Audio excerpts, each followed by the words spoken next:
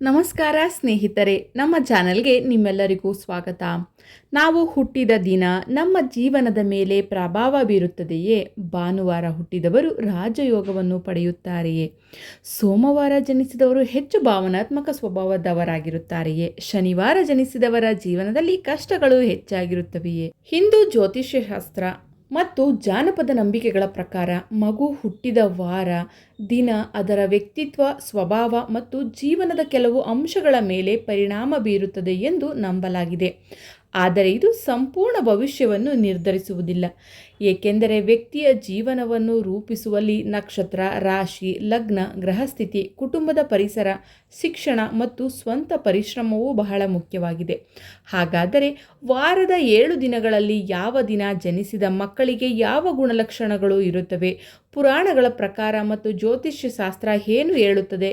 ಬನ್ನಿ ವಿವರವಾಗಿ ತಿಳಿಯೋಣ. ಭಾನುವಾರ ಜನಿಸಿದ ಮಕ್ಕಳು. ಭಾನುವಾರವು ಸೂರ್ಯದೇವನ ದಿನವಾಗಿದೆ. ಸೂರ್ಯನು ನವಗ್ರಹಗಳ ರಾಜ ಎಂದು ಪರಿಗಣಿಸಲ್ಪಟ್ಟಿದ್ದಾನೆ. ಆದ್ದರಿಂದ ಭಾನುವಾರ ಜನಿಸಿದ ಮಕ್ಕಳಲ್ಲಿ ನಾಯಕತ್ವ ಗುಣಗಳು ಸಹಜವಾಗಿಯೇ ಹೆಚ್ಚಾಗಿರುತ್ತವೆ ಎಂದು ಜ್ಯೋತಿಷ್ಯ ಶಾಸ್ತ್ರ ಹೇಳುತ್ತದೆ. ಇವರ ಪ್ರಮುಖ ಗುಣಲಕ್ಷಣಗಳು: ಆತ್ಮವಿಶ್ವಾಸ ಹೆಚ್ಚಿರುತ್ತದೆ, ಯಾವುದೇ ಪರಿಸ್ಥಿತಿಯಲ್ಲಿ ಕುಗ್ಗದೆ ನಿಲ್ಲುವ ಶಕ್ತಿ ಇರುತ್ತದೆ, ಸಮಾಜದಲ್ಲಿ ಗೌರವ ಮತ್ತು ಖ್ಯಾತಿಯನ್ನು ಪಡೆಯುವ ಸಾಧ್ಯತೆ ಹೆಚ್ಚಾಗಿರುತ್ತದೆ, ನಾಯಕತ್ವದ ಸ್ಥಾನಗಳನ್ನು ಅಲಂಕರಿಸಬಹುದು, ಆಡಳಿತ, ರಾಜಕೀಯ, ಸರ್ಕಾರಿ ಕ್ಷೇತ್ರಗಳಲ್ಲಿ ಯಶಸ್ಸು ಪಡೆಯುವ ಸಾಧ್ಯತೆ ಇರುತ್ತದೆ. ದುರ್ಬಲತೆಗಳು: ಕೆಲವೊಮ್ಮೆ ಅಹಂಕಾರ ಹೆಚ್ಚಾಗಬಹುದು, ತಮ್ಮ ಮಾತೇ ಸರಿ ಎಂದು ಭಾವಿಸುವ ಸ್ವಭಾವ ಇವರದು. ಸೋಮವಾರ ಜನಿಸಿದ ಮಕ್ಕಳು. ಸೋಮವಾರವು ಚಂದ್ರದೇವನ ದಿನವಾಗಿದೆ. ಚಂದ್ರನು ಮನಸ್ಸಿನ ಕಾರಕ ಎಂದು ಪರಿಗಣಿಸಲ್ಪಟ್ಟಿದ್ದಾನೆ. ಆದ್ದರಿಂದ ಈ ದಿನ ಜನಿಸಿದವರ ಮನಸ್ಸು ತುಂಬ ಮೃದು ಹೃದಯದವರು ಮತ್ತು ಭಾವನಾತ್ಮಕ ಸ್ವಭಾವದವರಾಗಿರುತ್ತಾರೆ. ಪ್ರಮುಖ ಗುಣಗಳು: ದಯೆ ಮತ್ತು ಪ್ರೀತಿಯ ಮನೋಭಾವ, ಕುಟುಂಬದ ಮೇಲೆ ಹೆಚ್ಚಿನ ಪ್ರೀತಿ, ಕಲೆ, ಸಂಗೀತ ಮತ್ತು ಸಾಹಿತ್ಯದಲ್ಲಿ ಆಸಕ್ತಿ, ಇತರರ ನೋವನ್ನು ಅರ್ಥ ಮಾಡಿಕೊಳ್ಳುವ ಗುಣ. ದುರ್ಬಲತೆಗಳು: ಸಣ್ಣ ವಿಷಯಕ್ಕೂ ಮನಸ್ಸಿಗೆ ನೋವು ಮಾಡಿಕೊಳ್ಳಬಹುದು, ಬೇಗ ಭಾವನಾತ್ಮಕವಾಗಿ ಕುಗ್ಗುವ ಸಾಧ್ಯತೆ ಇರುತ್ತದೆ. ಮಂಗಳವಾರ ಜನಿಸಿದ ಮಕ್ಕಳು. ಮಂಗಳವಾರವು ಕುಜ ಅಥವಾ ಮಂಗಳ ಗ್ರಹದ ದಿನವಾಗಿದೆ.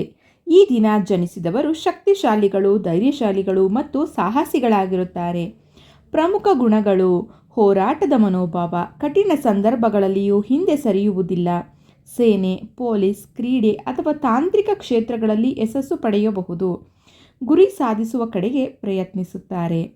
ದುರ್ಬಲತೆ: ಕೋಪ ಹೆಚ್ಚಾಗಬಹುದು, ಕೆಲವೊಮ್ಮೆ ತಾಳ್ಮೆಯ ಕೊರತೆಯೂ ಕಂಡುಬರಬಹುದು. ಬುಧವಾರ ಜನಿಸಿದ ಮಕ್ಕಳು. ಬುಧನು ಬುದ್ಧಿವಂತಿಕೆ ಮತ್ತು ಮನಸ್ಸಿನ ಕಾರಕ.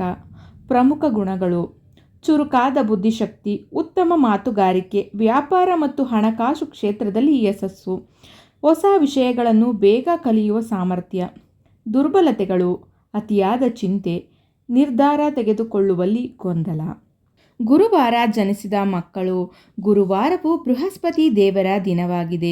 ಬೃಹಸ್ಪತಿ ದೇವತೆಗಳ ಗುರು ಎಂದು ಪುರಾಣಗಳಲ್ಲಿ ಉಲ್ಲೇಖಿಸಲಾಗಿದೆ. ಪ್ರಮುಖ ಗುಣಗಳು: ಜ್ಞಾನ ಮತ್ತು ವಿವೇಕ, ಧಾರ್ಮಿಕ ಮತ್ತು ಆಧ್ಯಾತ್ಮಿಕ ಆಸಕ್ತಿ, ಸಮಾಜದಲ್ಲಿ ಗೌರವ, ಶಿಕ್ಷಕ, ಸಲಹೆಗಾರ ಅಥವಾ ನಾಯಕನಾಗಿ ಬೆಳೆಯುವ ಸಾಮರ್ಥ್ಯ ಇದೆ.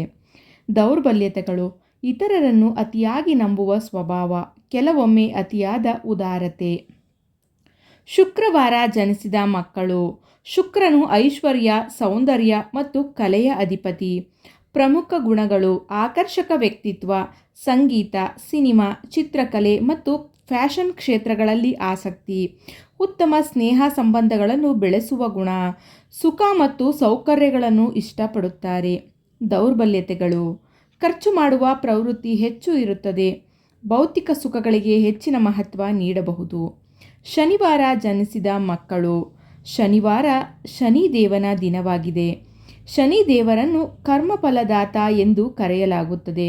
ಪ್ರಮುಖ ಗುಣಗಳು: ಅಪಾರ ಪರಿಶ್ರಮ, ತಾಳ್ಮೆ ಮತ್ತು ಸಹನೆ, ಜೀವನದಲ್ಲಿ ಶಿಸ್ತನ್ನು ಪಾಲಿಸುವ ಗುಣ, ಕಷ್ಟಗಳನ್ನು ಎದುರಿಸಿ ಮುಂದೆ ಸಾಗುವ ಸಾಮರ್ಥ್ಯ.